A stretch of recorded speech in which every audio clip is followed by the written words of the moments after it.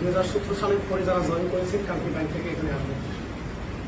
পরিষ্কার বার্তা, এস আলমের কোনো লোক এখানে ঢুকবেন, জান নিয়ে ফিরতে পারবেন।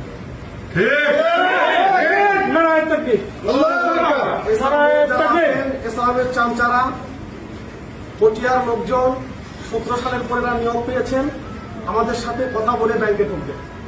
যদি আমাদের সাথে কথা না বলে ব্যাংকে ঢোকেন, সবার কাছ থেকে বিদায় নিয়ে চলেন। এই রক্তের উপরে দাঁড়িয়ে আপনারা বাপকে ভুলে গিয়েছেন। এই ব্যাংকের বাপ আপনাদের শেখ মুজিব, আর শেখ মুজিবের বেটি আপনাদের বাপ হয়েছে। আপনাদের বাপ নাই, আপনারাও থাকবেন না। ইসলামী ব্যাংক চলবে আরবি হরফ আলিফের মতো সোজা। ব্যাংকের প্রতিটা রক্ত আমাদের রক্ত।